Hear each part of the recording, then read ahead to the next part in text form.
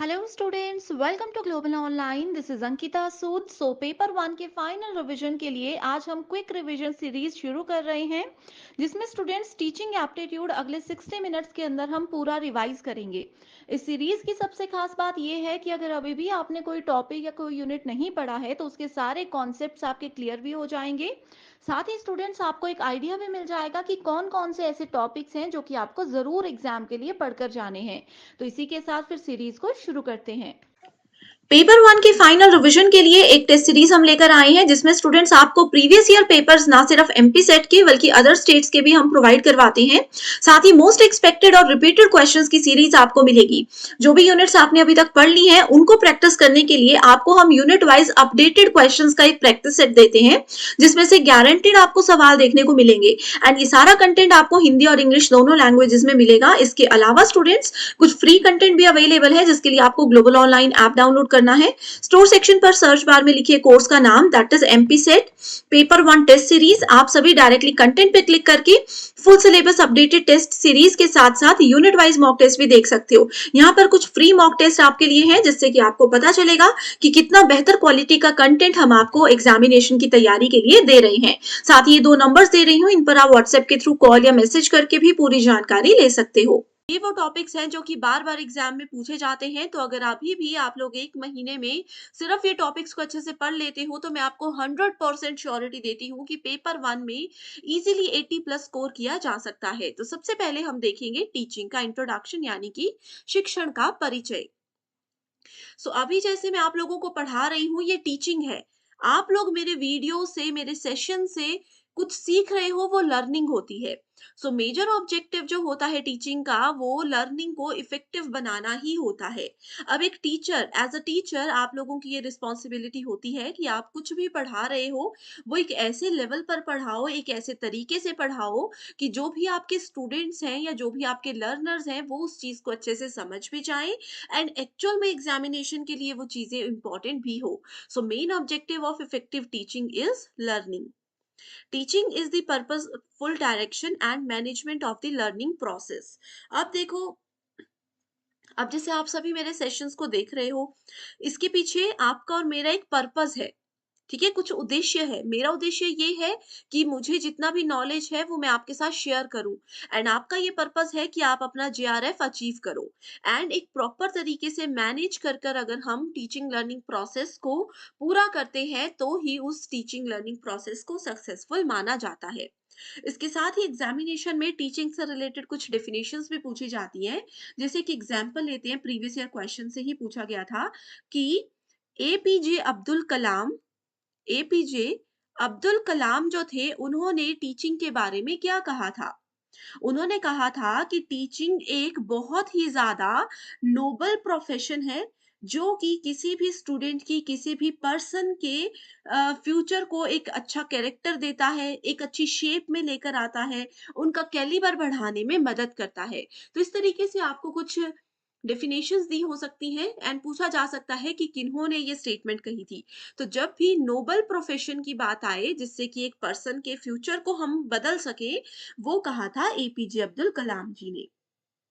Okay, इसी के साथ अब आता है नेक्स्ट पॉइंट, जिसमें कहा है teaching is a process of providing opportunities for students to produce relatively permanent change through engagement in experiences provided by the teachers. ठीक है, जो भी अपने एक्सपीरियंस से टीचर्स उनको चीजें देते हैं, नॉलेज देते हैं, स्टूडेंट्स कैसे उन सब चीज को इस्तेमाल करके अपने बिहेवियर में एक परमानेंट चेंज, एक पॉजिटिव चेंज ला सकते हैं।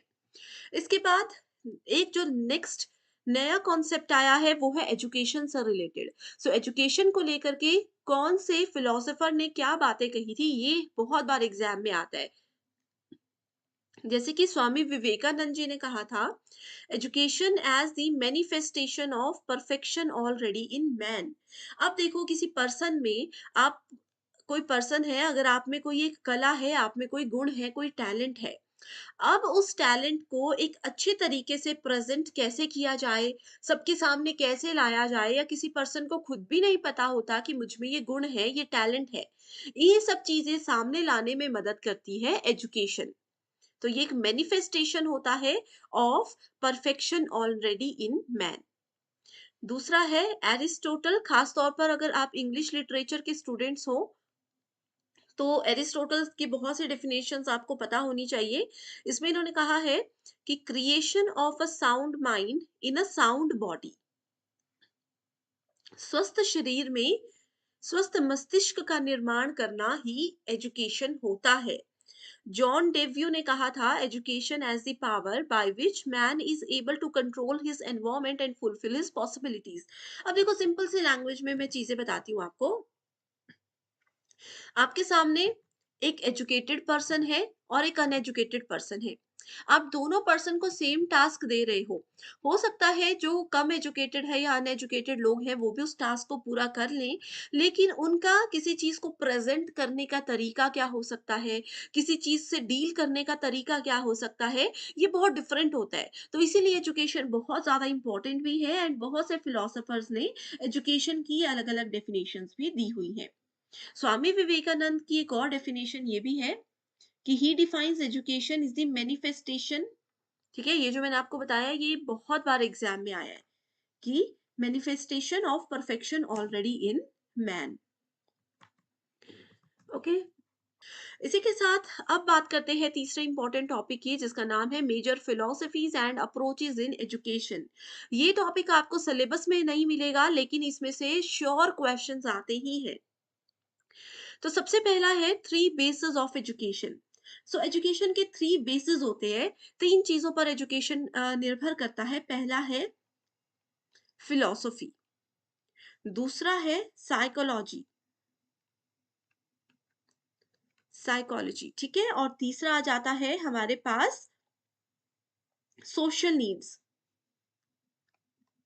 Social needs. ये तीन चीजों पर एजुकेशन निर्भर होती है। इसमें सबसे पहले फिलॉसफी हमें बताती है कि वाई। अगर एजुकेशन में किसी चीज का आपको आंसर नहीं मिल रहा, आपके दिमाग में क्वेश्चन है कि हम ये क्यों पढ़ रहे हैं, क्या इसका रीजन है, तो एजुकेशन के बेसिस में फिलॉसफी आपको इसका आंसर जानने में मदद करती है। साइकोलॉजी बताती है हाउ, कि किसी प्रॉब्लम से कैसे बाहर निकला जाए, वो साइकोलॉजी के अंदर आता है।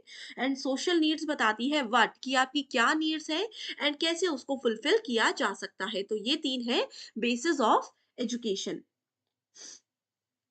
ओके, इसके बाद यहाँ पर स्टूडेंट्स एक और क्वेश्चन एग्जाम में आता है कि फादर ऑफ एजुकेशन किसको कहा गया है।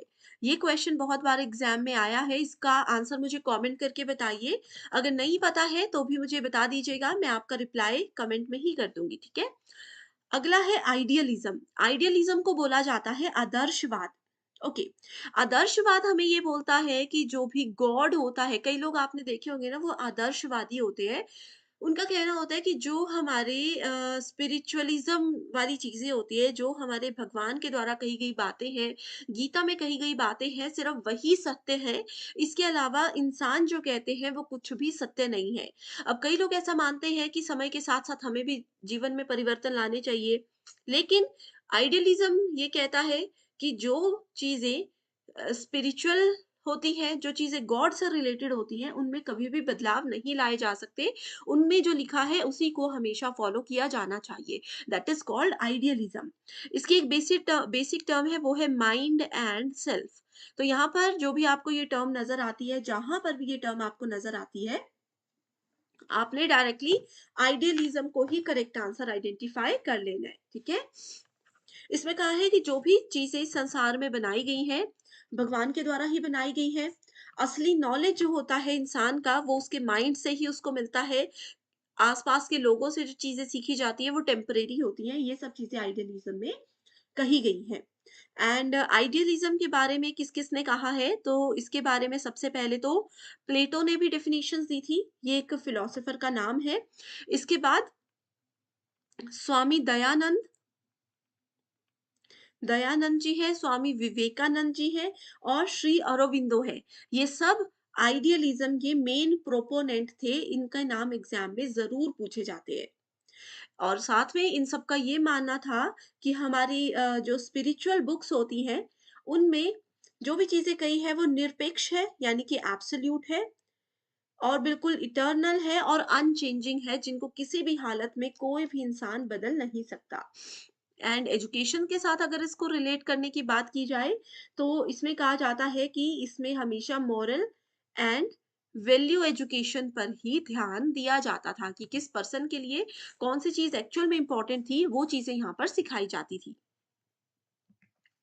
सो ये जितने भी पॉइंट्स मैंने बताए ये प्रीवियस ईयर क्वेश्चन से ही लेकर आई हूँ, ठीक है। इसके बाद अगला आ जाता है नेचुरलिज्म यानी कि प्रकृतिवाद। नेचुरलिज्म आइडियलिज्म का बिल्कुल ऑपोजिट है। ये कहता है कि nature alone represents the entire reality. Environment से ही हम सीखते हैं, हमारे आसपास के जो लोग हैं उन्हीं से हम सीखते हैं, उनका जो बिहेवियर है, उनका जो तरीका है, वही एक इंसान फॉलो करता है। Education should be according to nature of child. ये भी इसमें कहा गया है कि एक पर्सन का, अब कोई बच्चा है, हमें पता है, बचपन से पता चल जाता है कि किस बच्चे की कितनी कैपेबिलिटीज है सीखने की। तो उनकी कैपेबिलिटीज, उनके नेचर, उनके इंटरेस्ट के अकॉर्डिंग ही उनको उस लेवल पर सिखाया जाना चाहिए, ये नेचुरलिज्म बोलता है। प्रेग्मेटिज्म का मतलब होता है लर्निंग बाय डूइंग, प्रैक्टिस। प्रेग्मेटिज्म को प्रैक्टिस से जरूर याद रख सकते हो, इसका मतलब मैंने अब बताया, लर्निंग बाय डूइंग। ये as it is question exam में ना जाने कितनी बार आया है, ठीक है। कि जितनी ज्यादा आप किसी चीज की प्रैक्टिस करते हो, जितना ज्यादा उसको एक्शन में लेकर आते हो, प्रैक्टिकल करते हो, उतना ज्यादा आप इजीली अच्छे से चीजों को समझ सकते हो। अब जैसे अगर आप डॉक्टर बनना चाहते हो, डॉक्टर छोड़ो, अब आप नेट सेट एग्जाम दे रहे हो, आप सभी असिस्टेंट प्रोफेसर बनना चाहते हो, ठीक है, टीचिंग फील्ड में जाना चाहते हो, तो आपको जितना मर्जी नॉलेज हो, चाहे जितने मर्जी अच्छे मार्क्स से आपने एग्जाम क्वालिफाई किया है, अगर आप लोग अपनी टीचिंग स्किल्स पर फोकस नहीं करोगे, अपनी टीचिंग को अच्छे से प्रैक्टिस नहीं करोगे, तो क्या वो सक्सेसफुल टीचर आप बन पाओगे? नहीं बन पाओगे। तो इसीलिए प्रेग्मेटिज्म बहुत ज्यादा इंपॉर्टेंट होता है। अगला है constructivism. Okay, so constructivism actively construct the knowledge. इसमें बोला है कि लर्नर जो होते हैं, स्टूडेंट जो होते हैं, वो एक्टिवली किसी चीज में पार्टिसिपेट करते हैं और खुद से नॉलेज लेकर आते हैं। अब छोटे बच्चे ही देख लो, उनको हर चीज हम सिखाते नहीं है, बहुत सी चीजें ऐसी होती है जो हमें सरप्राइज वो कर देती है कि ये इनको किसने सिखाया। तो कंस्ट्रक्टिविज्म वो लोग फॉलो करते हैं, ठीक है। अगर हम जीन पाइगेट की बात करें, उनका ये कहना है कि कंस्ट्रक्टिविज्म एक बहुत इंपॉर्टेंट पॉइंट होता है। जो पर्सन खुद से किसी चीज को कंस्ट्रक्ट करके चीजें समझता है, वो जिंदगी में कभी भी नहीं भूलता। अब जैसे मेरी ये एक आदत है कि कोई अगर पढ़ा रहा हो, मैं कभी उनसे नहीं समझ पाती, बेसिक्स क्लियर कर लूंगी, लेकिन याद मैं अपने रूल्स के हिसाब से करती हूँ, अपने ट्रिक्स के अकॉर्डिंग करती हूँ। तो वो कंस्ट्रक्टिविज्म है, एंड वो ट्रिक्स ऐसे होते हैं जो इंसान कभी भी नहीं भूलता। अगला है ह्यूमैनिज्म। ओके, ह्यूमैनिज्म बोलता है ह्यूमन लाइफ और उनके गोल्स जो होते हैं उससे रिलेटेड यहाँ पर बात की जाती है। अब हर एक पर्सन है, सबके अलग अलग रूल्स है, सबके अलग अलग गोल्स है, तो वो ह्यूमैनिज्म के अंदर आता है, ठीक है। ये पूरी तरह से निर्भर करता है सेल्फ एक्चुअलाइजेशन पर।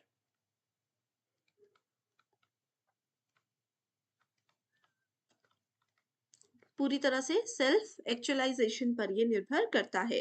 इसमें जैसे cooperation, mutual tolerance, social understanding, ये सारी चीजें आती है ह्यूमैनिज्म के अंदर। तो ये टर्म्स जो है एज इट इज एग्जाम में आ सकती है, नोट जरूर कीजिए।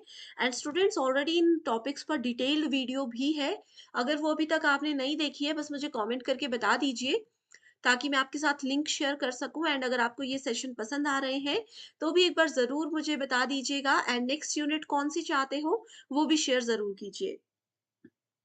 अगला है रैशनलिज्म यानी कि तर्कवाद। सो सेंस एंड एक्सपीरियंसेस, जहां पर टर्म्स नजर आएंगी sense and experiences, that is called rationalism. जो भी चीजें हम अपनी सेंसेस से, अपने एक्सपीरियंस की मदद से सीखते हैं, वो रैशनलिज्म के अंदर आता है। एग्जिस्टेंशियलिज्म, इसके अंदर आ जाता है इंडिविजुअल की एग्जिस्टेंस, उसकी फ्रीडम, उनके जो भी चॉइसेस होते हैं, उन सब के बारे में अगर कहीं पे बात की गई है तो गो फॉर एक्सिस्टेंशियलिज्म। अगला है बिहेवियरिज्म।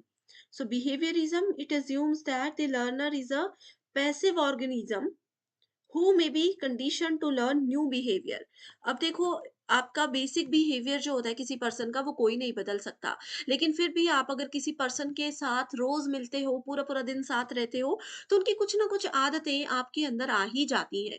अभी आप चाहे जितने मर्ज़ी बड़ी उम्र में हो, जितनी मर्ज़ी छोटी उम्र में हो, बिहेवियरिज़्म सबके ऊपर बराबर काम करता ही है।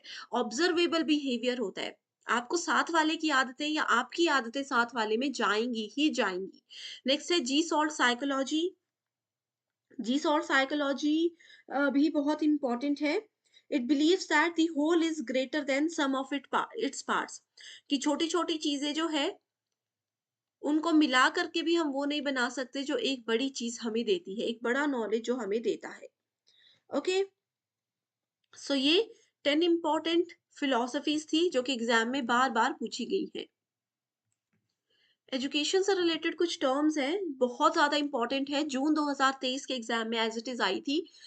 इसमें कहा था जैसे कि basic education, Wardha education system किसने इंट्रोड्यूस किया था? महात्मा गांधी जी ने। Learning to take place in nature and from nature, जैसे मैंने नेचुरलिज्म हमने पढ़ा है ना, वही चीज है। वो किसने दिया है? रविंद्रनाथ टैगोर ने ये स्टेटमेंट दी है नेचुरलिज्म के बारे में। रविंद्रनाथ टैगोर ने हमें बताया है। Integral education, Shri Aurobindo. Focus on spiritual aspects of Indian philosophy, जो भी हमारे स्पिरिचुअल चीजें हैं इंडियन फिलोसफी के हिसाब से उन पर फोकस किया जाए, ये कहा था डॉक्टर सर्वपल्ली राधाकृष्णन ने।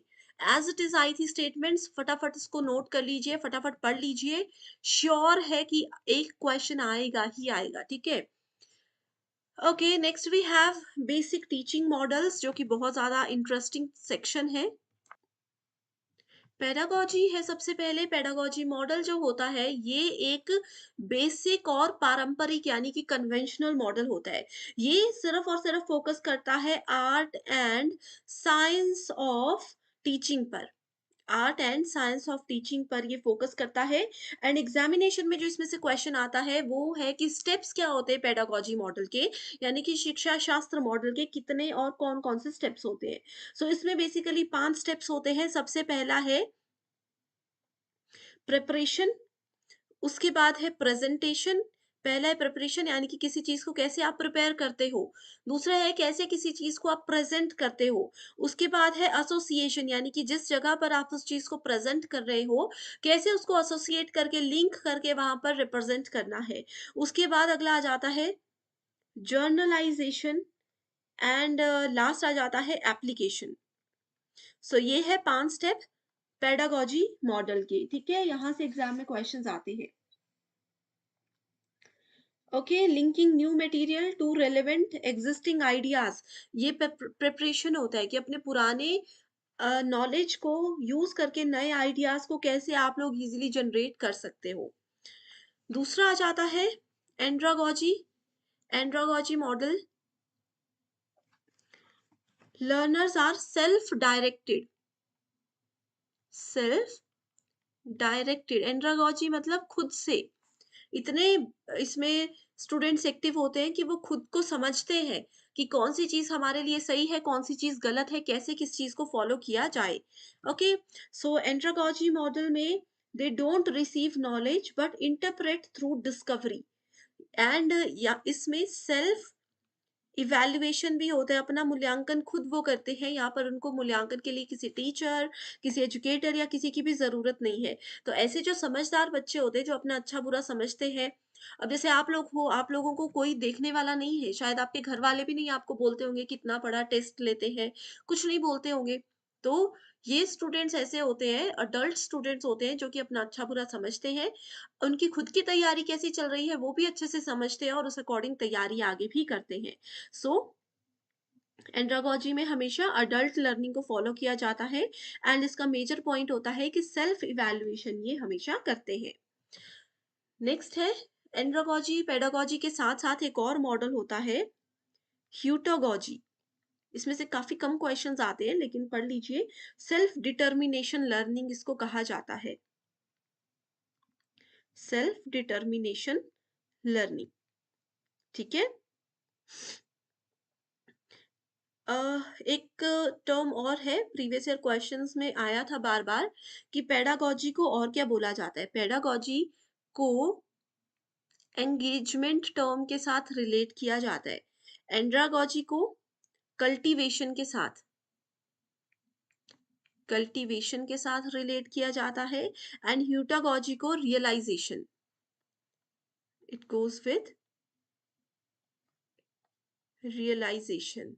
ठीक है, सो ये 3 टर्म्स है, ये अगर आपने याद रख ली तो काफी इजी हो जाएगा आप लोगों को क्वेश्चन समझने में। पेडागॉजी एंगेजमेंट, एंड्रागॉजी कल्टीवेशन, और ह्यूटागॉजी रियलाइजेशन। ओके, अगला मॉडल है Robert Glazers model of teaching.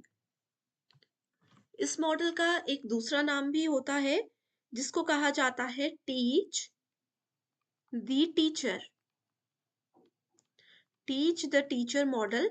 And ये एक फ्रेमवर्क होता है टीचिंग के लिए, जो कि मेजर फोकस करता है स्टूडेंट्स की एक्टिव पार्टिसिपेशन पे, कि क्लास में कोई भी एक्टिविटी हो रही है तो ये पूरा ध्यान रखता है कि स्टूडेंट्स अच्छे से पार्टिसिपेट करें, एंड फीडबैक पर भी यहाँ पर मेजर फोकस रखा जाता है।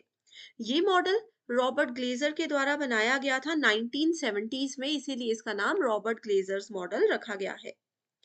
ओके, इसमें 3 मेन फेजेस होते हैं, 3 स्टेप्स पर ये फॉलो करता है। पहला है प्रेपरेशन, दूसरा होता है प्रेजेंटेशन, एंड तीसरा होता है प्रैक्टिस। एग्जाम में ये पूछा जाता है कि रॉबर्ट ग्लेजर्स मॉडल कौन से 3P प्रोसेस पर काम करता है, तो वो है preparation, presentation and practice. Okay, next model है SAMR model, SAMRMODEL, SAMR model. तो सबसे पहले तो SAMR की आपको फुल फॉर्म पता होनी चाहिए। S का मतलब होता है सब्स्टिट्यूशन, A का मतलब होता है ऑगमेंटेशन, M का मतलब होता है modification, and R stands for redefinition। R stands for redefinition here, ठीक है। सो ये इसकी फुल फॉर्म है। This framework provides this is basically provided for educators, जहां पर मल्टीपल इंटीग्रेटेड लेवल्स होते हैं, एंड ये चीज का ध्यान रखा जाता है कि जितने भी इंटीग्रेटेड लेवल्स होते हैं इन पर अच्छे से क्लासरूम में फोकस किया जाए। ठीक है, सो एग्जाम में सिर्फ इसकी फुल फॉर्म ही पहले पूछी जा सकती है, इससे ज्यादा कुछ नहीं पूछा जाता। सब्स्टिट्यूशन में बेसिकली फोकस किया जाता है कि यहाँ पर कैसे हम लोग टेक्नोलॉजी का यूज करें। Technology here acts as a direct tool substitute with no functional change, जैसे कि गूगल अर्थ, ये सब चीजों को हम यूज करते हैं। ऑगमेंटेशन होता है, यहाँ पर टेक्नोलॉजी का यूज किया जाता है एज डायरेक्ट टूल सब्स्टिट्यूट। ठीक है, ये होता है डायरेक्ट टूल सब्स्टिट्यूट, यहाँ पर भी डायरेक्ट टूल सब्स्टिट्यूट के रूप में यूज किया जाता है, स्पेशली फॉर फंक्शनल इम्प्रूवमेंट्स। उसके बाद आता है मॉडिफिकेशन, यहाँ पर टेक्नोलॉजी को अलाउ किया जाता है फॉर टास्क रीडिजाइन, किसी भी टास्क को वापस चेंज करना चाहते हैं, रीडिजाइन करना चाहते हैं तो मॉडिफिकेशन यूज होता है। एंड रीडेफिनेशन हमें कहता है कि इस केस में, इस स्टेप में टेक्नोलॉजी को हम परमिशन देते हैं for the creation of new task, and previously in incompleted task को भी कंप्लीट किया जाता है और न्यू टास्क को भी यहाँ पर क्रिएट किया जाता है। ओके, इसके अगला मॉडल है मेरिल्स प्रिंसिपल ऑफ इंस्ट्रक्शन। सो ये जो टास्क होता है, ये जो प्रिंसिपल हो, इसके अंदर 5 चीजें आ जाती है। ठीक है, सबसे पहला है कि ये टास्क सेंटर्ड होता है, टास्क सेंटर्ड रहता है। इसके बाद इसमें एक्टिवेशन आता है, उसके बाद आ जाता है demonstration, then we have application and integration.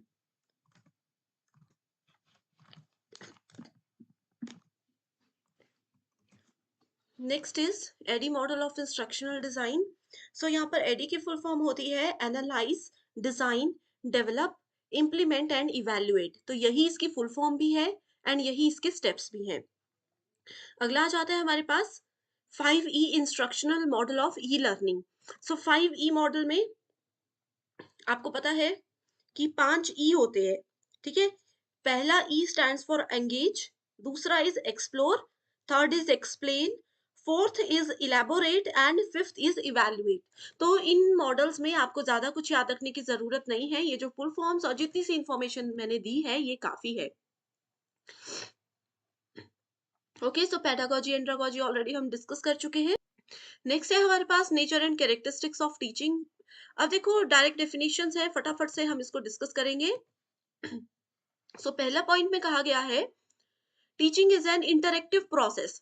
अब मैं आप लोगों को पढ़ा रही हूँ, मैं आप लोगों को होमवर्क क्वेश्चंस भी दे रही हूँ, मान लीजिए हम क्लासरूम में बैठकर पढ़ रहे हैं, ऐसे में मैं आपसे बात करे जाऊं बोले जाऊं लेकिन आप लोग कुछ रिस्पॉन्स ही नहीं दे रहे हो, ना यस में ना नो में, कोई जवाब ही नहीं दे रहे हो, तो हमारी टीचिंग लर्निंग इंटरेक्टिव नहीं होगी, रिस्पॉन्सिव नहीं होगी। सो टीचिंग को यानी कि शिक्षण को अच्छा बनाने के लिए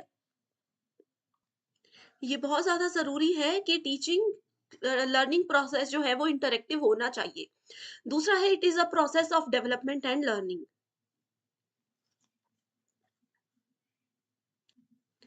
अब ऐसे में क्या हो रहा है, मैं आप लोगों को कुछ पढ़ा रही हूँ, टीचिंग चल रही है, आप लोगों की डेवलपमेंट भी हो रही है, कुछ नया भी सीख रहे हो और लर्न भी कर रहे हो। Next point is teaching causes a change in behaviour. अब मैं आपको कुछ पढ़ा रही हूँ, ऐसा नहीं है कि आप एकदम से ही एक क्लास के बाद ही बिहेवियर चेंज हो जाएगा, लेकिन अगर अगर अच्छी टीचिंग आपके साथ हो रही है, आप एक अच्छे लर्नर हो, अच्छे से चीजों को समझ रहे हो, तो आपके बिहेवियर में चेंज होना भी निश्चित है, एक पॉजिटिव चेंज की यहाँ पर बात हो रही है।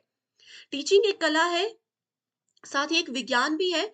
अब किसी पर्सन को नॉलेज बहुत ज्यादा है लेकिन वो अपनी बात प्रेजेंट नहीं कर पा रहा, वो अपना नॉलेज बच्चों के साथ शेयर करके उनको चीजें नहीं समझा पा रहे, तो इसका मतलब है कि वो टीचिंग बेस्ट नहीं है, क्योंकि उनके पास टीचिंग का आर्ट नहीं है। और साइंस इसमें ये कहता है कि किस लेवल के स्टूडेंट्स को आप क्या पढ़ा रहे हो, वो बहुत ज्यादा इंपॉर्टेंट है। अगर छोटे बच्चों को मैं इतनी फास्ट, इतनी ज्यादा जल्दी जल्दी कुछ चीजें पढ़ाऊं तो वो समझ पाएंगे, नहीं समझ पाएंगे। ठीक है, एंड आप लोगों को इतने बड़े जो यूजीसी नेट और सेट एग्जाम की तैयारी कर रहे स्टूडेंट्स हैं, आप लोगों को अगर मैं बिल्कुल छोटे बच्चों की तरह एक एक चीज बोर्ड पे लिख कर पढ़ाऊं तो वो भी एक गलत तरीका हो जाएगा पढ़ाने का। सो इसीलिए टीचिंग को आर्ट और साइंस कहा गया है। फेस टू फेस एनकाउंटर है, लेकिन यहाँ पर क्योंकि ऑनलाइन क्लासेस चल रही है तो ये वाला पॉइंट सब जगह भी एप्लीकेबल नहीं होता। Teaching is observable, measurable and modifiable skilled occupation. किसी पर्सन के पास टीचिंग का स्किल होना बहुत जरूरी है, कैसे बात प्रेजेंट करनी है। कई लोगों को शौक भी होता है, नॉलेज भी होता है, टीचिंग स्किल्स भी होती है, लेकिन और भी बहुत सी चीजें हो जाती हैं, स्किल्ड ऑक्यूपेशन यानी कि और भी चीजें हो जाती है कि वो अपनी बात प्रेजेंट नहीं कर पाते। तो इसीलिए एक स्किल्ड पर्सन ही एक टीचर बन सकते हैं। Teaching is both a conscious and N unconscious process. Memory level से रिफ्लेक्टिव लेवल पर काम करता है, ये हम अभी आगे डिस्कस करेंगे डिटेल में। टीचिंग के साथ साथ कुछ चीजें और होती है, training, conditioning, instruction and indoctrination. ये टॉपिक में से पहले क्वेश्चंस आते थे, अभी नहीं आते, तो इसको आप इग्नोर कर सकते हो। सो लेवल होते हैं टीचिंग के तीन। ठीक है, स्मृति स्तर का शिक्षण जिसको मेमोरी लेवल ऑफ टीचिंग बोला जाता है। दूसरा है बोध स्तर का शिक्षण जिसको कि अंडरस्टैंडिंग लेवल ऑफ टीचिंग कहा जाता है। और अगला है चिंतन जिसको कि रिफ्लेक्टिव लेवल ऑफ टीचिंग कहा जाता है। सो ये तीन लेवल्स बहुत इंपॉर्टेंट होते हैं। अब देखो, इस टेबल को याद रख लो, सारे क्वेश्चंस इजीली सॉल्व हो जाएंगे। सो मेमोरी लेवल सबसे लोवेस्ट लेवल होता है, सबसे छोटा लेवल होता है, जिससे छोटे बच्चों को रोट लर्निंग करवाई जाती है, रट्टा मारकर चीजें पढ़ाई जाती हैं, that is taken under memory level. तो ये हार्वर्ड के द्वारा प्रेजेंट किया गया था। रोट लर्निंग होती है, बच्चे को हम बोलेंगे ए फॉर एप्पल तो वो रट्टा मारकर ए फॉर एप्पल याद रख लेंगे, उनको शायद पता भी नहीं होगा कि एप्पल होता क्या है, क्या उसका यूज है, तो वो थॉटलेस होती है। ओरल और रिटन टेस्ट इसमें लिए जाते हैं, लोअर क्लासेस में होते हैं, टीचर सेंटर्ड होते हैं, जो टीचर पढ़ाना चाहें, जैसे टीचर पढ़ाना चाहें, क्योंकि बच्चे को इस लेवल पर कुछ भी पता नहीं होता है। Next is understanding level of teacher teaching, ये मिडिल लेवल होता है टीचिंग का, जिसको कि मॉरिसन के द्वारा प्रेजेंट किया गया था। ये थॉटफुल होता है, mastery of subjects by developing understanding. ठीक है, यहाँ पर क्या था, जैसे बच्चे को एबीसीडी सिखाई गई फटाफट से, यहाँ पर बच्चों को एबीसीडी का मीनिंग बताया जाएगा कि ए फॉर एप्पल होता है, एप्पल एक फ्रूट होता है, इसको खाया जाता है। तो अंडरस्टैंडिंग लेवल में मेमोरी लेवल के नॉलेज को एक अपर लेवल पर ले जाकर चीजों को डिटेल में एक्सप्लेन किया जाता है। इसमें बच्चे थोड़ा बहुत चीजों को सोचना समझना शुरू कर देते हैं, लेकिन फिर भी ये टीचर सेंटर्ड ही होता है, क्योंकि इसमें बच्चे अपने आप से कुछ नहीं सीखते, जो टीचर करवाएंगे, जो टीचर समझाएंगे वही रहता है। हाईएस्ट लेवल होता है reflective level. Reflective level Hunt के द्वारा बनाया गया था, इनके मेन प्रोपोनेंट हंट थे। Use of knowledge and research skills to solve real life problems. So अभी तक देखो, अंडरस्टैंडिंग लेवल और मेमोरी लेवल में आपने जो कुछ भी नॉलेज कलेक्ट किया, उस नॉलेज को कहाँ पर यूज करना है रियल लाइफ में, कैसे उसको इस्तेमाल करके कुछ नया बनाना है, कुछ नया सीखना है, वो आता है रिफ्लेक्टिव लेवल के अंदर। ओके, सो देखो स्टूडेंट्स, यही चीजें हैं। जैसे आप लोगों ने बचपन में कुछ चीजें पढ़ी है, ड्राइंग सीखी होगी, बचपन में ड्राइविंग सीखी, किसी ने कुछ साल पहले ड्राइविंग सीखी होगी। इमरजेंसी में कब वो चीजें कहाँ पर काम आ जाए वो हमें नहीं पता होता। तो रिफ्लेक्टिव लेवल हमें यही बोलता है कि जो भी हमारा नॉलेज है, जो भी हमारे दिमाग में हमने अंडरस्टैंडिंग और मेमोरी लेवल में सीखा है, उसको रियल लाइफ सिचुएशंस में प्रॉब्लम को सॉल्व करने के लिए यूज किया जाता है, और ये होता है सेंटर्ड, लर्नर सेंटर्ड। डेमोक्रेटिक होता है रोल, जो कि बहुत ही ज्यादा एक्टिव रोल रहता है स्टूडेंट्स का। ये देखो क्वेश्चन है, which of the following level of teaching lay stress on critical shifting of ideas at the highest cognitive level. So highest cognitive level क्या होता है? रिफ्लेक्टिव लेवल होता है। तो यहाँ पर करेक्ट आंसर क्या है? Option number 3। ऐसे क्वेश्चंस एग्जाम में आते हैं। Okay, so next model is very important and very interesting, that is Bloom's taxonomy. So Bloom's taxonomy के बिना कोई भी एग्जाम पूरा नहीं होता, ठीक है। सो ब्लूम्स टेक्सोनॉमी, देखो ब्लूम ने कहा था कि जो 3 लेवल्स है टीचिंग के, इससे कुछ काम नहीं चलेगा, हमें हमारी टीचिंग लर्निंग को बहुत सारे डोमेन्स में डिवाइड करना पड़ेगा। इसीलिए ब्लूम ने अपने हिसाब से अपनी टेक्सोनॉमी को 3 हिस्सों में वर्गीकृत किया था, 3 हिस्सों में बांटा था। पहला है कॉग्निटिव डायमेंशन। यहाँ पर देखो ब्लूम ने सबसे पहले 2001 में कॉग्निटिव डोमेन दिया। कॉग्निटिव का मतलब होता है मेंटल एबिलिटीज। किसी की भी मेंटल पावर, मेंटल एबिलिटीज की अगर बात की जाए, that is always related to cognitive. So उनके हिसाब से उन्होंने सिर्फ एक ही डोमेन में इसको 6 हिस्सों में बांटा था। पहला ये कहा था कि सबसे छोटा लेवल रिमेम्बरिंग होता है। रिमेम्बरिंग का कीवर्ड है रिकॉल, ये मैं आपको आगे भी बताने वाली हूँ, ठीक है। ज्ञान, किसी चीज को कोई बच्चे सबसे पहले याद रखते हैं। अब आपने मेरे साथ बैठे हो, आप मुझे देख रहे हो ये कैसे पढ़ा रही है, कैसे पेन टैब और कैसे लैपटॉप को यूज कर रही है, तो आपने उन चीजों को याद रख लिया। उसके बाद आप उस लेवल पर, एक अपर लेवल पर उस चीज को अच्छे से समझने लग गए। फिर समझने के बाद आपने क्या किया, एक दिन उस चीज को खुद से अप्लाई किया, बिना मेरी इंफॉर्मेशन के, बिना मेरी हेल्प के उस चीज को अप्लाई किया। उसके बाद आपने एनालाइज किया कि इतना स्मूथली काम नहीं हो रहा, कहाँ पे आपने गलती की, कहाँ पर आपने गलत किया। उसके बाद आपने उसी एनालिसिस के बेस पे अपने आप को इवैल्यूएट किया, अपना मूल्यांकन किया कि जैसे मैम पढ़ा रही थी कि क्या हमने भी वैसा ही पढ़ाया, जैसे वो स्मूथली अपना लैपटॉप, अपना पेन टैब रन कर रहे थे, क्या हमने भी वैसा ही किया। तो इवैल्यूएटिंग के अंदर आता है, लास्ट में उन्होंने ये सभी पुराने नॉलेज को इस्तेमाल करके कुछ नया क्रिएट किया, that is called Bloom's taxonomy. So ये 6 फेजेस होते हैं। इसका सीक्वेंस याद रखना, एग्जाम में आपको ये ऐसे दिए होंगे, आपको अरेंज करना होगा। तो ब्लूम्स का कॉग्निटिव डोमेन ये था, लेकिन कुछ साल के बाद ब्लूम को लगा कि अभी कॉग्निटिव डोमेन को रिवाइज करने की जरूरत है, तो उन्होंने उसको रिवाइज भी कर दिया। आप इसको यहाँ पर एज इट इज पढ़ सकते हो। दूसरा डोमेन है ब्लूम का, वो है साइकोमोटर। इसमें पहला फेज है इमिटेशन, बेसिक लेवल की, कैसे आप किसी को देख देख के सीखते हो, फिर खुद से करने की कोशिश करते हो, उसमें आप थोड़े प्रोएक्टिव हो जाते हो। फिर आर्टिकुलेशन और नेचुरलाइजेशन, लास्ट में वो चीज इतने प्रैक्टिस आप कर लेते हो कि नेचुरली आपके अंदर आ जाती है। आप उसमें इतने प्रैक्टिस करते हो कि आपको, देखो शुरू में जब आप लैपटॉप चलाना सीख रहे होंगे, गाड़ी चलाना सीख रहे होंगे, तो आपने अ, थोड़ा संभल संभल कर काम किया होगा। अब आपका इतना नेचुरली वो चीज आप में आ चुकी है कि आप कब ब्रेक लगा रहे हो, ऑटोमेटिकली आप गियर चेंज कर रहे हो। वो ये सब ब्लूम के हिसाब से है कि टीचिंग लर्निंग को ऐसे फेजेस में डिवाइड किया जाता है। और तीसरा है अफेक्टिव डोमेन, रिसीविंग फिनोमिना। पहले हम किसी चीज को रिसीव करते हैं, ज्ञान को प्राप्त करते हैं, फिर रिस्पॉन्ड करते हैं कि ये इंफॉर्मेटिव है या नहीं। फिर उसकी वैल्यू जानते हैं, उसको ऑर्गेनाइज करते हैं, फिर उसको इंटरनलाइज करते हैं, यानी कि उसको अपनाते हैं। ये ऑलरेडी चीजें डिटेल में, बहुत ही ज्यादा डिटेल में हमने डिस्कस की है। लिंक आपको मिल जाएगा, बस कमेंट कर दीजिए कि मैम ब्लूम्स टेक्सोनॉमी का लिंक दे दो, मैं फटाफट से आपके साथ सारे लिंक्स शेयर कर दूंगी। हिंदी मीडियम स्टूडेंट्स के लिए भी सेम चीजें हैं। यहाँ पर पहला लेवल है ज्ञान, और ये सब देख सकते हो। कुछ कीवर्ड्स हैं, जैसे कि अगर हम रिमेम्बरिंग की बात करें, रिमेम्बरिंग में जहां पर आपको डिफाइन, आइडेंटिफाई, नेम, रिकॉल, ये सारे कीवर्ड्स नजर आए, मतलब कि रिमेम्बरिंग कॉग्निटिव डोमेन में रिमेम्बरिंग लेवल पर हम अभी बात कर रहे हैं। अगर आपको किसी एग्जाम्पल में कहा है कि एबीसी नाम की किसी लड़की ने अपना जो है आईडी और ये सब चीजें वेरीफाई करवाई, मतलब कि इवैल्यूएटिंग फेज की बात की जा रही है, तो हिंदी मीडियम भी यहाँ पर देख सकते हो। बहुत इंपॉर्टेंट है ये चार्ट, इसको एज इट इज नोट जरूर कीजिए। देखो जो मैं कह रही थी ना, ब्लूम्स टेक्सोनॉमी की अरेंजमेंट पूछी जाती है, करेक्ट सीक्वेंस पूछा है, ये 2020 का क्वेश्चन है। ठीक है, सो देखो क्या आता है, सबसे पहले रिसीव करते हैं हम, फिर रिस्पॉन्ड करते हैं, फिर वैल्यू, फिर ऑर्गेनाइजेशन, फिर कैरेक्टराइजेशन।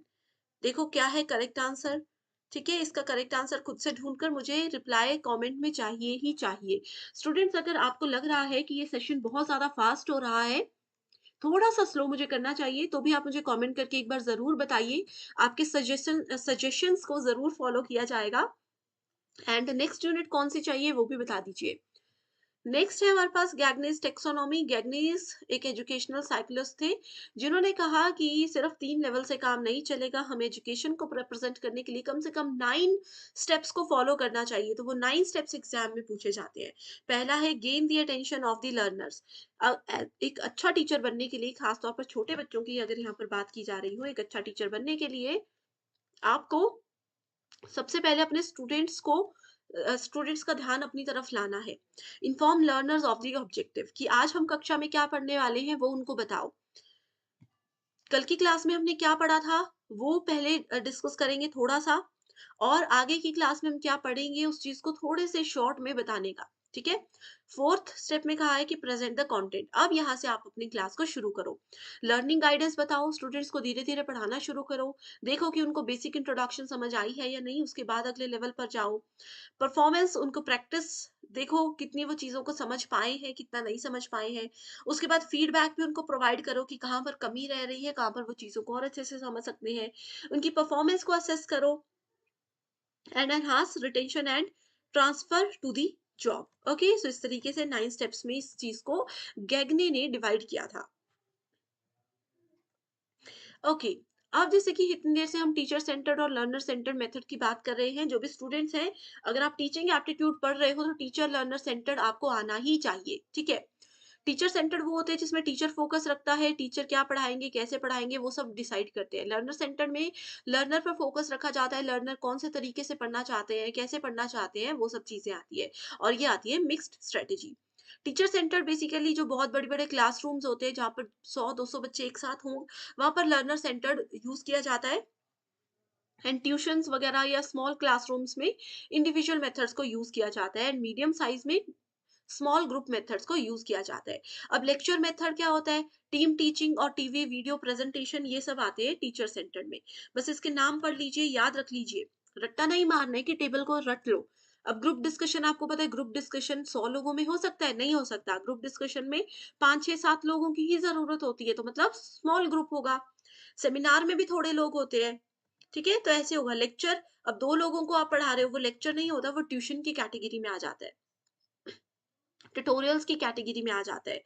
ठीक है, 2 लोगों को पढ़ा रहे हो, वो ग्रुप डिस्कशन भी नहीं हो सकता, तो दिखती सी बात है कि लार्ज ग्रुप मेथड यानी कि टीचर सेंटर स्ट्रेटेजी ही होगी।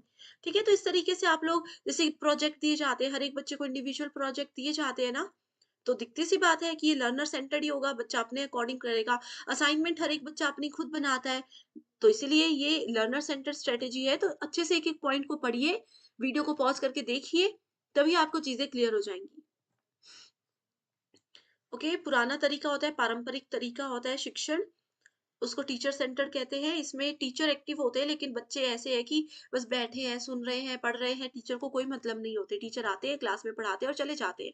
ना वो स्टूडेंट से पूछेंगे समझ आया नहीं, ना वो स्टूडेंट्स को पूछेंगे इंटरेस्ट है क्लास में या नहीं। फ्लेक्सिबिलिटी नहीं होती, स्टूडेंट्स में भी इतनी पावर नहीं होती कि वो बच्चों को पूछ सके। कोई ग्रुप एक्टिविटी नहीं है, एक टीचर है, क्लास में आ रहे हैं, पढ़ा रहे हैं और चले जा रहे हैं। पारंपरिक तरीका, वन वे कम्युनिकेशन, क्योंकि यहाँ पर सिर्फ टीचर बोलते हैं, स्टूडेंट्स नहीं। लेक्चर, टीम टीचिंग, ये सब इसके अंदर आता है। लर्नर सेंटर्ड मेथड मॉडर्न होता है, जिसमें स्टूडेंट्स बहुत एक्टिव होते हैं। आजकल के स्टूडेंट्स इतने एक्टिव है कि अगर आपको उनको टीचर का पढ़ाने का तरीका समझ नहीं आ रहा, तो वो सामने से भी पूछ लेते हैं कि अपना तरीका थोड़ा सा चेंज कीजिए।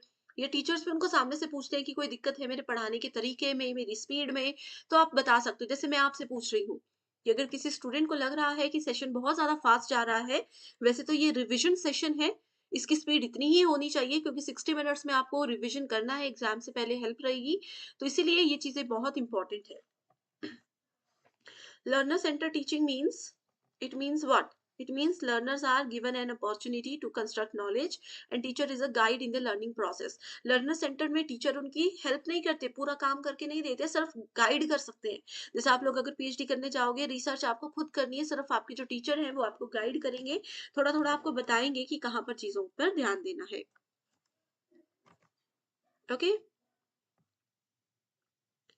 सो यहाँ पर भी आप लोग देख सकते हो एक और क्वेश्चन है इसी के बेस पर, ये भी प्रीवियस ईयर क्वेश्चन है। Learner centred approach is not centred on teacher needs. Teacher की नीड्स के हिसाब से ये होता है, इसमें बोला नॉट सेंटर्ड, तो ये बिल्कुल सही है। The learner centred approach revolves around collaboratively determining the subject matter, बिल्कुल सही है, बिल्कुल बेसिक क्वेश्चन है। नेक्स्ट है ऑनलाइन एजुकेशनल पोर्टल्स, जिसमें सबसे पहले आता है स्वयं। तो स्वयं क्या है? स्वयं में नॉन गवर्नमेंटल ऑर्गेनाइजेशन है, डिजिटल प्रोग्राम है, प्रिंसिपल ऑफ एजुकेशन को फुलफिल करने के लिए ऑनलाइन प्लेटफॉर्म है, या किसी वेबसाइट का नेम है। तो क्या है स्वयं? मुझे कमेंट करके बताइए। ओके, स्वयं देखो एक ऑनलाइन प्लेटफॉर्म है जो कि स्टूडेंट्स के लिए फ्री एजुकेशनल प्रोग्राम्स देता है। बहुत से, देखो इसका टैगलाइन ही है शिक्षित भारत उन्नत भारत। ओके, सो स्वयं की फुल फॉर्म एग्जाम में पूछी जाती है, जो कि है study webs of active learning for young aspiring minds. ठीक है, तो ये है स्वयं का फुल फॉर्म। इसमें जितने भी स्टूडेंट्स हैं वो किसी भी कोर्स के लिए बिल्कुल फ्री में एनरोल हो सकते हैं। बेस्ट ऑनलाइन टीचिंग प्लेटफॉर्म के लिए इसको बनाया गया है। करंटली अगर यहाँ पर हम 2023 के शुरुआती दिनों की बात करें, तो यहाँ पर ना जाने कितने लाख बच्चे एनरोल ऑलरेडी हो चुके हैं। आप इंडियन हो, इंडिया से बाहर रहते हो, कहीं भी रहते हो, आप इसमें एनरोल हो सकते हो। स्वयं बेसिकली 4 क्वाड्रेंट्स पर काम करता है। पहला क्वाड्रेंट है वीडियो, इसमें आपको वीडियो लेक्चर्स मिल जाएंगे। दूसरे इसमें आपको कंटेंट मिल जाएगा, ई कंटेंट, जिसको आप बाद में चाहे तो प्रिंट भी करवा सकते हो। सेल्फ असेसमेंट यहाँ पर आपको मिल जाती है, यानी कि कोई भी टेस्ट अगर आप देते हो तो आप उसके बाद उसमें असेसमेंट कर सकते हो, कितना स्कोर किया है, कहाँ पर गलती हुई है। एंड इसके बाद साथ ही ऑनलाइन डिस्कशन का सेक्शन भी यहाँ पर आपको दिया जाता है। तो ये है स्वयं। इसके बाद अगला टॉपिक है स्वयं प्रभा। स्वयं प्रभा को 19 अक्टूबर 2020 में लॉन्च किया गया था। ये डीटीएच डिश है, डिश आप लोगों के घर में होती है, टीवी सब लोग देखते हैं। ये टोटल 34 चैनल्स आपको प्रोवाइड करवाता है, direct to home channels. High quality educational programmes हैं जो कि 24/7 रन करते हैं। एग्जाम में ये पूछा जाता है कि कौन सा सैटेलाइट स्वयं प्रभा के लिए रिस्पॉन्सिबल है, तो GSAT-15 यानी कि जियो स्टेशनरी सैटेलाइट 15 जो है इसके लिए रिस्पॉन्सिबल होता है। स्टूडेंट्स में यही कंफ्यूजन रहता है कि 32 चैनल्स हैं या 34, तो ओवरऑल 34 चैनल्स हैं। एंड स्टूडेंट्स क्योंकि ये 2020 में लॉन्च किए गए हैं सारे पोर्टल्स, तभी से सिलेबस में भी ऐड किए गए हैं। अगर आप लोगों को इससे रिलेटेड करंट अफेयर्स चाहिए, लेटेस्ट डेटा जो है स्वयं प्रभा और स्वयं से रिलेटेड वो नहीं पता, तो मैं आपको बता दूंगी। स्वयं प्रभा की सबसे खास बात ये है कि इसमें अगर आप लोग चाहो तो मॉर्निंग में वो सेशंस देख लो, इवनिंग में देख लो, आफ्टरनून में देख लो, नाइट में देख लो। 34 डीटीएच चैनल्स है जिसमें वही चीजें रिपीट होती रहती है। आईआईटी के जो टीचर्स हैं उन्हीं की यहाँ पर रिकॉर्डेड सेशंस होते हैं। जैसे आज का एक सेशन है, वो हर 4-5 घंटे के बाद रिपीट होगा, ताकि स्टूडेंट अपने समय और सहूलियत के हिसाब से उसको फॉलो कर सके। चैनल के नाम अब तो नहीं पूछे जाते, लेकिन पहले पूछे जाते थे, अगर समय है तो पढ़ सकते हो। जैसे इसमें चैनल नंबर 1 है वागीज, चैनल नंबर 2 है संस्कृति, चैनल नंबर 3 है प्रबोध। ठीक है, किसके द्वारा इसको हैंडल किया गया है? जैसे EMRC जोधपुर, ऐसे जामिया मिलिया जो यूनिवर्सिटी है, वो कौन सा चैनल हैंडल करती है? वो करती है चैनल नंबर 5, जिसका नाम है प्रबंधन। एंड ये basically social science, management, library science, information and इससे रिलेटेड जो सब्जेक्ट्स हैं उसको यहाँ पर पढ़ाया जाता है। ठीक है, आईआईटी दिल्ली कौन से चैनल को हैंडल करती है? तो वो है चैनल नंबर 12 नेपटेल, चैनल नंबर 14 नेपटेल। यहाँ पर देख सकते हो इंजीनियरिंग से रिलेटेड कोर्सेज आईआईटी के द्वारा बताए जाते हैं। नेक्स्ट है यूजीसी मूक, ये भी एक स्वयं का ही वर्टिकल है। मूक की फुल फॉर्म है मैसिव ओपन ऑनलाइन कोर्सेज। ये भी आपको बेस्ट फ्री ऑनलाइन एजुकेशन देता है, बेस्ट फ्री कोर्सेज प्रोवाइड करवाता है, जिसमें अभी तक काफी सारे स्टूडेंट्स ऑलरेडी एनरोल हो चुके हैं। अब देखो लर्नर्स की कुछ विशेषताएं होती हैं और कुछ कमियां भी होती है जो कि एग्जामिनेशन के लिए इंपॉर्टेंट है। लर्नर की कैरेक्टरिस्टिक्स है easily adjust to change, internal motivation. अब देखो मैं आप लोगों को चाहे जितना मर्जी पढ़ा लूं, चाहे स्लो पढ़ा लूं चाहे फास्ट पढ़ा लूं, लेकिन कोई स्टूडेंट अगर पढ़ना ही नहीं चाहते, उनको ऐसा है कि मुझे एक ही टीचर है मेरे फेवरेट, मैं उन्हीं से पढ़ना है, चाहे वो टीचर हफ्ते में एक ही बार क्लास लगा रहे हो, तो ऐसे में आप एक लर्नर नहीं हो, बेस्ट लर्नर नहीं हो, क्योंकि एक लर्नर वही होता है जो इजीली किसी बदलाव को एक्सेप्ट कर सके कि अगर एक टीचर आज नहीं है तो आप दूसरे से भी पढ़ सकते हो। इंटरनल मोटिवेशन होना ज़रूरी है, अगर स्टूडेंट खुद से ही इंटरेस्टेड नहीं है पढ़ने में, तो उसको कोई भी पढ़ा नहीं सकता। सोशियो कल्चरल बैकग्राउंड होना चाहिए, लर्निंग पावर देख लो, सिर्फ छोटे-छोटे से पॉइंट्स हैं, ज़्यादा इसमें कुछ भी नहीं है। फैक्टर्स कौन-कौन से जो कि टीचिंग को इफ़ेक्ट करते हैं? टीचर, लर्नर और एनवायरनमेंट। अब सिर्फ 3 पॉइंट्स ऐसे नहीं है। टीचर के एंड पे कौन-कौन सी चीज़ें ऐसी हैं जो कि उनके शिक्षण को प्रभावित करती है? जैसे मान लीजिए मैं एक टीचर हूँ, मान लो कि मुझे बेसिक नॉलेज ही नहीं है, मुझे ये भी नहीं पता कि यूजीसी नेट एग्जाम क्या है, क्या इससे बनते हैं, क्या इसके फायदे हैं, क्या इसका सिलेबस है। तो सबसे पहला फैक्टर यही हो जाएगा हमारी टीचिंग को अफेक्ट करने में। कि बच्चे मेरे पास आ गए, उनको पता है, अब मैं उनको बता ही नहीं पा रही हूँ, मुझे नॉलेज ही नहीं है, ना मुझे टॉपिक का नॉलेज है, ना मुझे सब्जेक्ट का नॉलेज है, ना मुझे सिलेबस का नॉलेज है। तो ये एक ऐसा फैक्टर हो गया, एक ऐसा कारक हो गया जो कि मेरे शिक्षण को प्रभावित कर सकता है। लर्नर के पॉइंट ऑफ व्यू से ये हो सकता है कि लर्नर इंटरेस्टेड ही नहीं है। कोई स्टूडेंट ऐसा है जो कि पायलट बनना चाहते थे, लेकिन उनके पेरेंट्स को शौक था कि हमारा बच्चा असिस्टेंट प्रोफेसर बने, और वो जबरदस्ती से एग्जाम में आ गए। तो वो चाहे जितनी मर्ज़ी कोशिश कर ले, वो इतने इंटरेस्ट के साथ पढ़ ही नहीं पाएँगे, ईज़ीएस्ट चीज़ों को भी समझ नहीं पाएँगे। अब जैसे मैं अपने पूरे एफर्ट्स कर रही हूँ आप बच्चों को पढ़ाने के लिए कि एग्ज़ाम में कम टाइम है, स्टूडेंट्स को नहीं पता चल रहा कैसे पढ़ना, तो मैंने सोचा चलो 60 मिनट्स में आपको हर एक चीज़ दे देते हैं। तो ऐसे में स्टूडेंट्स को अगर इंटरेस्ट ही नहीं है, स्टूडेंट्स अगर ध्यान से मेरी क्लास को सुन ही नहीं रहे हैं, तो उनको इस क्लास की वैल्यू, इस क्लास की अहमियत और इसके बेनिफिट्स पता ही नहीं चलेंगे। तो ये कुछ ऐसे कारक हैं जो कि आपको सक्सेस से रोक सकते हैं। ये फैक्टर्स हैं टीचिंग के। एनवायरनमेंट में ये हो सकता है कि टीचर को भी नॉलेज है, स्टूडेंट्स भी पढ़ने में इंटरेस्टेड है, लेकिन आस-पास का जो पर्यावरण है वो शांत नहीं है। आस-पास शोर इतना है, गाने चल रहे हैं, बच्चे रो रहे हैं, कुछ हो रहा है कि पढ़ाई हो ही नहीं पाती। मेरे घर के आस-पास इतना शोर है कि मैं अपने सेशंस रिकॉर्ड ही नहीं कर पाती। तो वो एनवायरनमेंट भी एक फैक्टर होता है, जिसकी वजह से एक टीचर, लर्नर जितने बार यदि इंटरेस्टेड हो पढ़ाने में, वो नहीं उसको सक्सेसफुल कर पाते हैं। उसके बाद 2 टाइप के लर्नर्स होते हैं जिससे एग्ज़ाम में क्वेश्चन्स आते हैं, एडोलेसेंट लर्नर्स, छोटे बच्चे, और जिसको कि किशोरावस्था के बच्चे बोला जाता है। इनकी 4 कैरेक्टरिस्टिक्स होती है: academic, social, emotional and cognitive. Academics होती है जो स्कूल वगैरह से रिलेटेड है, moving from concrete to abstract, basic से थोड़े एक लेवल अप जाते हैं। मूड स्विंग्स बहुत आते हैं, छोटे बच्चे देखे नहीं, एक बात पे रो जाएँगे, एक बात पे हँस जाएँगे। मॉडलिंग बिहेवियर होता है सोशली उनका, एक लेवल तक बच्चे ऐसे होते हैं ना, जैसे अगर हम 5th, 6th, 7th के आस-पास के बच्चों की भी बात करें, तो वो बच्चे ऐसे होते हैं कि वो चाहते हैं कि हमारी एक आइडेंटिटी हो, हमें लोग अच्छे से पहचानें। स्कूल में भी वो चाहते हैं कि हमारी एक इमेज अच्छी हो, इमेजिनरी इमेज भी वो अपनी साथ लेकर चलते हैं। कॉम्प्लेक्सिटी की अंडरस्टैंडिंग उनमें होती है। एक एज, आपने बहुत बार अपने पेरेंट्स से भी सुना होगा कि एक एज होती है, उसमें अगर आप कुछ भी सीखना चाहो तो बहुत जल्दी से सीख सकते हो, तो वो कॉग्निटिव के अंदर आता है। हिंदी मीडियम यहाँ पर देख सकते हो, और किशोरावस्था की मुख्य विशेषताएं भी देख सकते हो। अगला है अडल्ट लर्नर्स, ये बहुत समझदार होते हैं, इनको अपने अच्छे बुरे, भला बुरा सब पता होता है। एकेडमिक, इमोशनल, सोशल, कॉग्निटिव 4 होती हैं। बड़ी चीज़ों को कैसे अचीव करना है, ये इन बच्चों को पता होता है। इनको ये पता है कि 1 मंथ में हम यूजीसी नेट एग्ज़ाम नहीं कर सकते। क्यों? क्योंकि अभी 1 ही महीने में तो सिलेबस भी पूरा नहीं होता। इनको ये पता है कि कम से कम 4 से 5 महीने हमें सिलेबस पूरा करने में लगेंगे, उसके बाद जाकर पेपर कहीं पर क्वालीफाई होगा। तो एकेडमिक्स में वो इतने स्ट्रॉन्ग होते हैं, उनको पता है कि बड़ी चीज़ को अचीव करने में समय लगता है और कैसे हमें उसको कंट्रोल में रखना है। इमोशनल होता है sense of control and self directed, prefer learning community, आसपास अच्छे समझदार लोगों के साथ रहना पसंद करते हैं। अगर आपको लगता है कि आप जीवन में कुछ करना चाहते हो और आपके आसपास कोई बिगड़े हुए फ्रेंड्स आपके बन गए, तो आप धीरे धीरे उनसे बाहर निकलने लग जाओगे। ठीक है, apply new knowledge and skills, जिससे कि वो नया कुछ भी कभी भी सीख सकते हैं। ओके। सो अडल्ट लर्नर्स की कुछ विशेषताएं भी होती हैं, जैसे कि वो लीडरशिप क्वालिटीज होती है, एक्सपीरियंस होता है, अपील, रिस्पेक्ट, नोबल स्टाइल्स इनमें रहते हैं। Next is factors affecting teaching related to, ये हमने ऑलरेडी पढ़ लिया।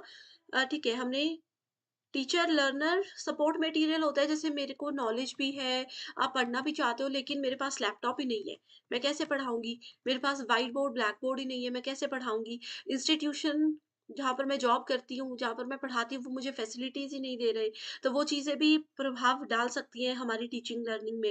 एनवायरमेंट हम डिस्कस कर चुके हैं, कॉम्पिटेंसी यानी कि क्षमता। अब जैसे कि आपके सेशन के लिए मैं लगातार बिना ब्रेक के 60 मिनट से बोल रही हूँ, ठीक है, तो ये क्षमता होना भी जरूरी है।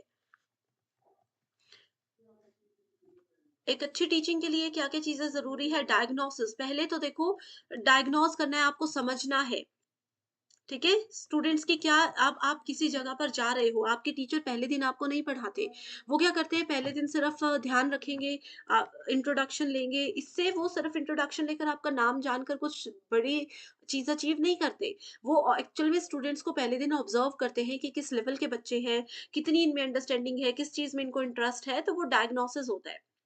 डायग्नोज होने के बाद, पहले दिन डायग्नोसिस के बाद दूसरे दिन से फिर लेवल जो है टीचिंग का, उस अकॉर्डिंग टीचर डिसाइड करते हैं कि क्या पढ़ाना है, कैसे पढ़ाना है, कौन सी चीजें उनके लिए जरूरी है, कैसे कैसे गाइडेंस की उनको जरूरत है, ये सब चीजें फिर उसमें देखी जाती है। Then direction, a teacher offer directional plans, एक टीचर ही एक बच्चे को अच्छा डायरेक्शन प्रोवाइड करवा सकता है, अच्छे से गाइड कर सकते हैं। एंड फीडबैक बहुत इंपॉर्टेंट पार्ट है, कि कहीं पर भी टीचिंग लर्निंग हो या जनरल बातचीत की अगर हम यहाँ पर बात करें, तो फीडबैक बहुत जरूरी होता है।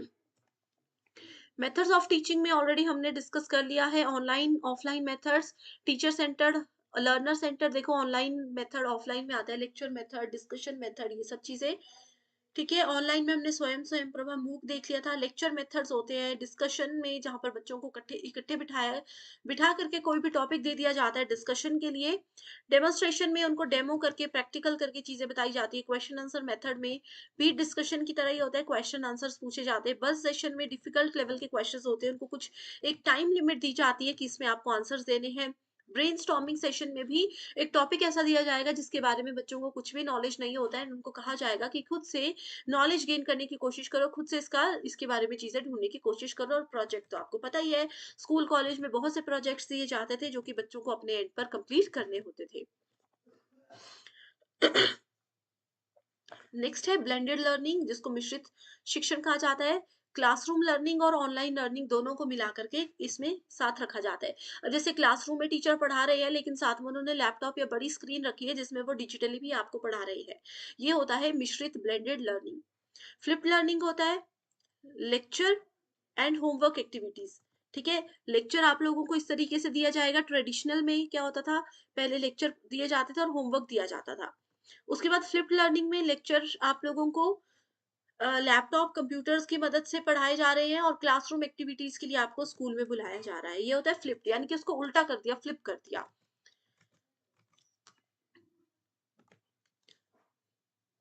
अब आता है सबसे इंपॉर्टेंट टॉपिक टीचिंग एप्टीट्यूड का, दैट इज इवैल्यूएशन सिस्टम, मूल्यांकन। अब आप लोगों के जो फाइनल एग्जाम्स होते हैं वो क्या है, आप लोगों ने पूरा साल क्या किया उसका मूल्यांकन करने के लिए लिए जाते हैं। Evaluation is the process of gathering and interpreting evidence on changing the behaviour of the students as the progress through school. Definitions पर नहीं जाते हैं, डायरेक्ट आपको बताती हूँ। देखो,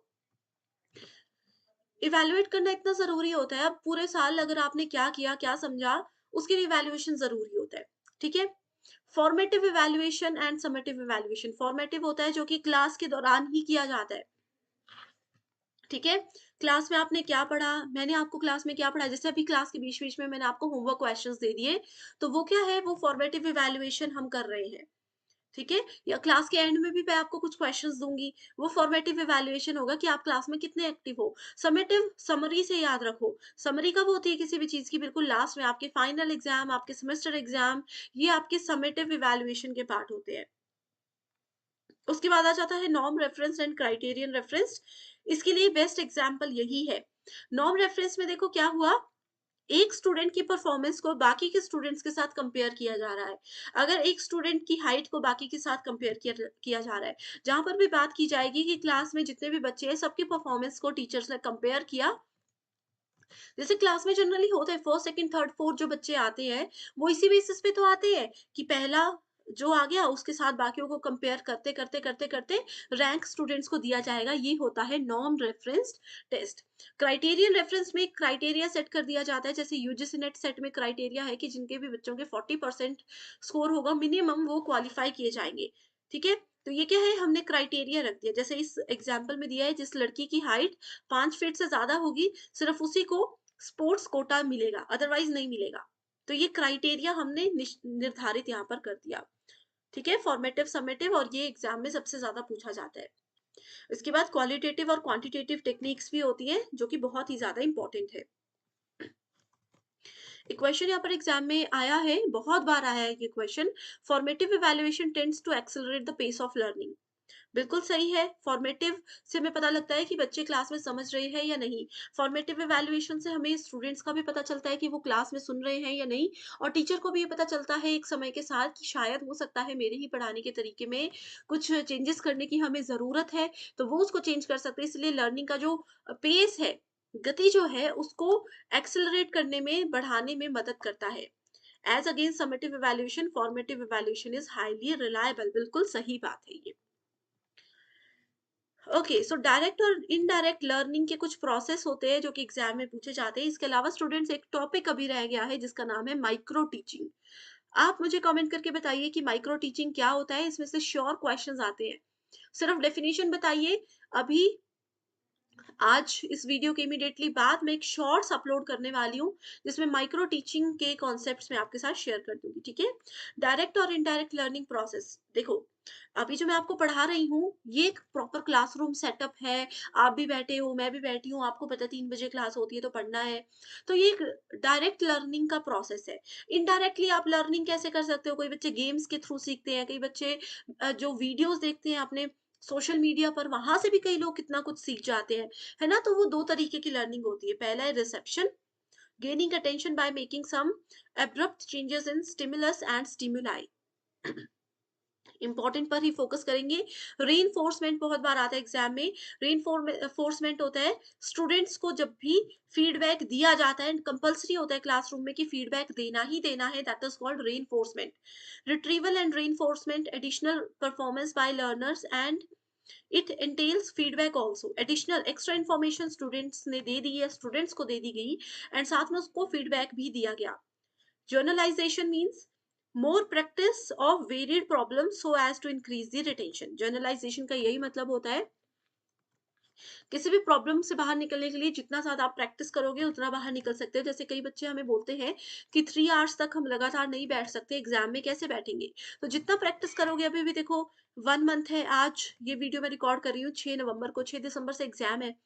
ठीक है, तो आप 1 मंथ तक, 3 आवर्स तक लगातार पेपर सॉल्व करने की प्रैक्टिस कीजिए, बैठने की प्रैक्टिस कीजिए, इजीली आप अचीव कर सकते हो। ठीक है, retrieval to working memory, stimulating recall of prior knowledge, ये मैंने आपको बताया था। रिट्रीवल का मतलब ही होता है कभी भी प्रायर नॉलेज को, पुराने नॉलेज को कैसे नई जगह पर इस्तेमाल करके हम नए आइडियाज को जनरेट कर सकते हैं। तो ये है direct indirect learning process. So I hope students, आपको ये सेशन बहुत पसंद आया है। ये सेशन आपके लिए बहुत ही ज्यादा इंपॉर्टेंट है, बहुत ही ज्यादा हेल्पफुल है। सो आज हमने टोटल 15 टॉपिक्स को कवर किया है। ये 15 टॉपिक्स में भी अगर आपको अभी भी कोई डाउट रह गया है, या आपको लगता है कि रिवीजन से पहले आपको और कहीं डीप में जाने की जरूरत है, सिर्फ टॉपिक का नाम कमेंट कर दीजिए, उस पर डिटेल्ड वीडियो जो है उसका लिंक मैं सेपरेटली आपको दे दूंगी। एंड अगर ये वीडियो पसंद आई है तो प्लीज कमेंट करके मुझे मोटिवेट करने के लिए ही एक बार रिप्लाई जरूर कीजिएगा। एंड नेक्स्ट यूनिट कौन सी चाहिए वो भी बताइए, एंड वीडियो को लाइक जरूर करके 10 में से आप मुझे कितना स्कोर करोगे, जैसे हमने इवैल्यूएशन की बात की वैसे ही 10 में से आप मुझे कितना इवैल्यूएट करोगे, ये भी मुझे जरूर बताना। So thank you so much for watching this video and I wish you all the very best.